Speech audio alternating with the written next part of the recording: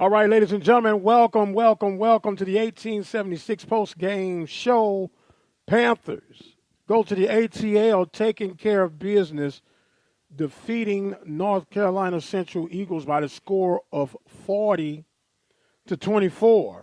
And if we can summarize it in two words, Dewanye Tucker, over 200 yards rushing on the ground. We'll get some final stats here in a moment. We're waiting on the official stat report to come in, but the Panthers look good, at least for the most part. Has some stagnant parts of the game, but that's part of the game.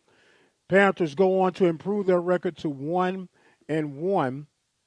Dewanye Tucker definitely had a breakout game on national television. And I don't know if you are feeling the way I'm feeling right now, but ESPN sort of ticked me off toward the end. I understand that the WNBA playoffs are going on, but we have a MEAC SWAC challenge, and I know to some they might say, well, the game was already won. You only had like 5 minutes and some change remaining in the game. Don't switch me in the middle of a game to go toward the app when I'm already embracing this game through ESPN2. That kind of rubbed me the wrong way. I'm not going to harp on it. I'm not going to let anybody rain on my Panthers parade. Not going to allow that. Panthers looking good, winning by the score of 40-24. Panthers had pretty much their way with the Eagles in this first half of play. Panthers exploded for 20 points in the first quarter, ended up with a field goal by Zach Elder to take a 20-7 lead at the halftime. And what looked like, 23-7 lead at halftime. What looked like was going to be smooth sailing for the Panthers. The Panthers end up getting a little bit stagnant and allowed Central to hang around for a little while. Central outscored the Panthers in the third quarter with a 14-3 lead in that third quarter, which at that point made it somewhat of a contest, 26-21. And then the Panthers end up separating with 2 touchdowns, another long run by Dewanye Tucker of 50 yards, and a big, wide-open Hardy who had a 20-yard TD reception from Jalen Morton. Good to see Hardy back in the swing of things. He is back on course as the Panthers smooth sail across the Eagles by the score of 40-24. Now here is a interesting note. The Panthers give the SWAC conference now the upper hand with this MEAC SWAC challenge. They came in 9-3 on the season or over the years of this event taking place, and the Panthers were able to get the balance or to balance things out with the win. So the Panthers go to 4-4, 1-1, winning 40-24. Looking now for Sam Houston. You enjoy these wins, but they're short-lived. You got to get ready to take on your next opponent. So will the Panthers be able to take care of business? I believe they're on the right track right now as far as making things what they need to make on it.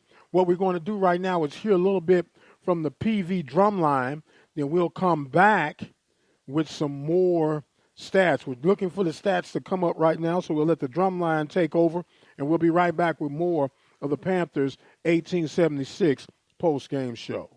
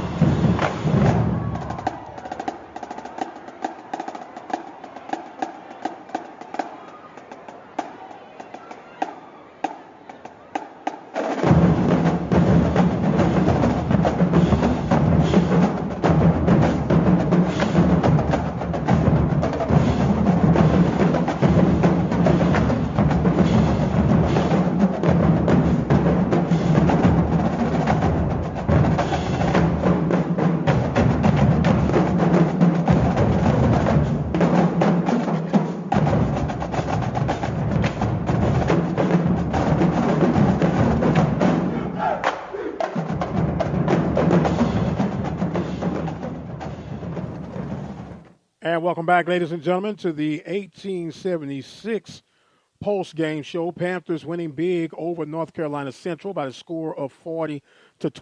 We're still waiting on stats to get into us. However, the Panthers did look very much improved from week 0, taking on the Rice Owls. Losing to the Rice Owls by the score of 31-28, the Panthers were able to correct some things and get on the move. The line did a very good job, even though there were a few sacks offered up to Jalen Morton, but the Panthers were able to answer some of the questions coming into this game, taking on the Central Eagles. How about the Quentin Bell QB sack? As QB got the QB sack in the second half, showing that wide receiver speed, getting around the corner, able to take down the QB for a huge sack in the momentum swing for the Panthers throughout the course of this game. So the Panthers looking pretty good. Dewanye Tucker, another huge performance as he's able to rush for over 200-plus yards on 20-plus carries, looking very good. Tristan Wallace has some flash of greatness, over 6 receptions today. Jalen Morton looked hot for a while, ran a little bit lukewarm, then heated back up toward the end of the game. Panthers able to close this thing out by taking care of the Central Eagles. Two teams meeting for the first time, but not the first time that Dooley went across against Eastman.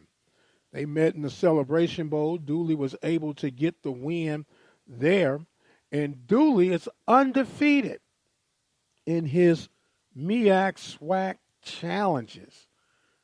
He's done it with Southern University, with Grambling, and now with Prairie View A&M University. So the Ghost is able to respond to the Macedonia call on behalf of the Southwestern Athletic Conference to get the win for the SWAC. Panthers improve their record to 1-1. They will now get ready to prepare for the likes of a Sam Houston State. Sam Houston State is no pushover by any stretch of the imagination. As a matter of fact, Sam Houston, one of the better teams in the FCS ranking, if you would allow, as they will get ready to host the Panthers on this week coming up. Panthers in the middle of a huge stretch as they will try to answer some of the critics and the naysayers. Panthers coming in with an even record now with a tall task to take on the Bearcats. We're still actively waiting on the update for the Panthers' final stats report, and we will get that to you as soon as possible, and we'll give it a break down some of these numbers on how the Panthers were able to execute toward the victory on today, winning 40-24 over the North Carolina Central Eagles. Panthers at one time were on fire as they jumped out to the 23-7 lead at half, and it looked like it was just going to be a smooth blowout runaway. And then things kind of got stagnant for the Panthers as they were kind of held in check, but not too much in check, and they finally picked things back up. But I want to read a text off to you that I received, and I'll keep the person anonymous who it came from, but they were predicting that Prairie View would win by the score of 42-21.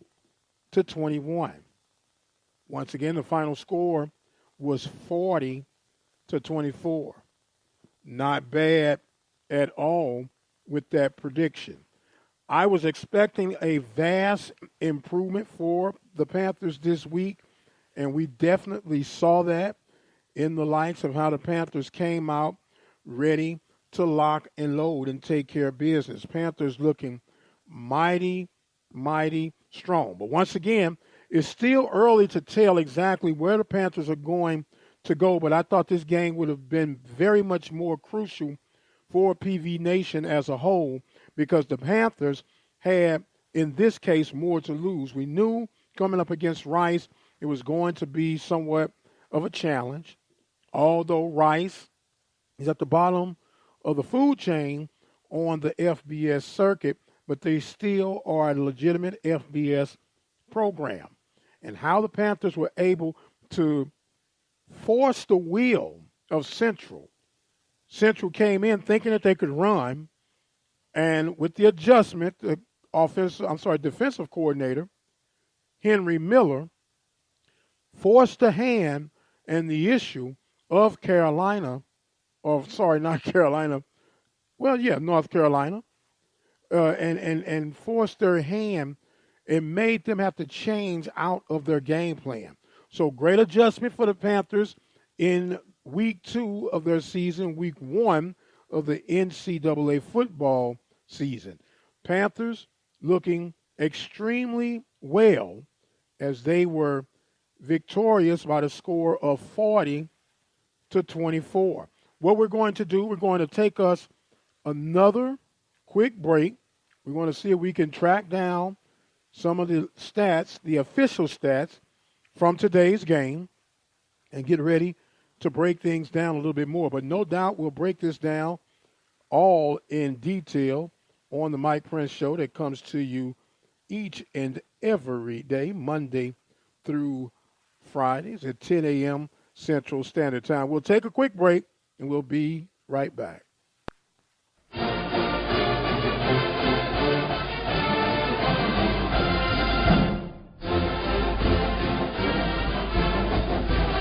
Hello, this is Kimberly Runnels, a 1993 graduate of Prairie View A&M University. I have a My PV story. I'm a second-generation PVite who never thought about attending Prairie View and was pretty much forced by my parents, which I'm happy about now. But I have quite a story about an application to Texas A&M that never made it off of the dining room table. Prairie View has made me a productive person.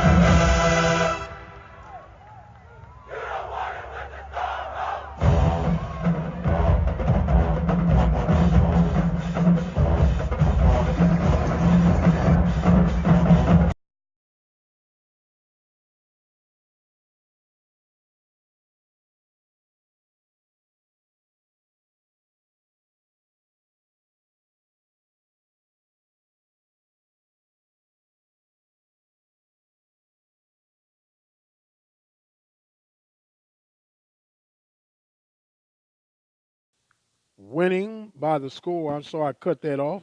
Winning by the score, the Panthers won by the score of 40-24 over the North Carolina Central Eagles, improving their record to 1-1.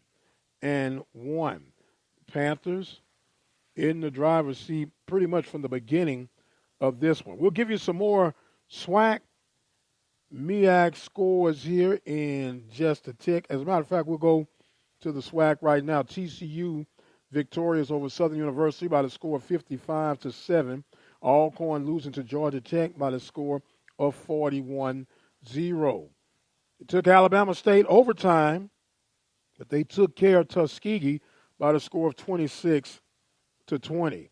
Grambling losing to University of Louisiana Lafayette 49 to 17. Jackson State losing to Southern Mississippi by the score of 55 to 7. Alabama A&M victorious over Miles by the score of 37 to 0. You had Morehouse defeating Pine Bluff by the score of 34 to 30. Texas Southern 26. Texas Permian Basin 16. Many people ask, where was Texas Permian Basin? They're based out of Odessa, Texas. Then, of course, you have the Panthers victorious over the Central Eagles by the score of 40 to 24. Other scores from the MEAC saw North Carolina Central A&T. They're trailing right now to East Carolina. That game was postponed from yesterday. It's being played today. You had Howard coming up short to Ohio, losing by the score of 38 to 32. Florida A&M, under Coach Shotgun Willie Simmons' debut, victorious over Fort Valley by the score of 41 to 7. Buffalo 48, Delaware State 10. South Carolina State Bulldogs losing to Georgia Southern by the score of 37 to 6. Virginia State 13, Norfolk State 34. Morgan State loses to Towson by the score of 36 to 10. Bethune-Cookman could not handle Tennessee, losing by the score of 34 to 3. And as we mentioned, North Carolina A&T and East Carolina, they're in the second quarter. Thursday night action saw UAB on top of Savannah State by the score of 57 to 0. And you saw Mississippi Valley lose 35 to 7 to North Dakota State. That in the likes of the Red Hawks. A lot of people thought they played the Bison, but they actually played the Red Hawks and lost that one. Panthers winning big over the MEAC representation in the likes of North Carolina Central, 40 to 24, and we are still waiting on official stats to be released, and it does not appear we're going to have them for our post-game show. But nonetheless, we'll have it for you bright and early on the Mike Prince Show Monday morning. Panthers improved to 1-1. Next opponent on the blocks will be the Sam Houston Bearcats from Huntsville, Texas. And the Panthers will get ready to try to make everything continue to be smooth sailing. And right after that, they'll be on a plane heading to Las Vegas, Nevada. Well, the Panthers take care of business, winning 40 to 24. Of course, we'll hear from the Ghost Eric Dooley, his post-game afterthoughts, and give you all that bright and early on Monday morning. We're going to sign off for right now. Enjoying the victory. Enjoy your Labor Day weekend. I am the radio guy, the Dr. Mike Prince. You guys be blessed. We'll see you on the other side.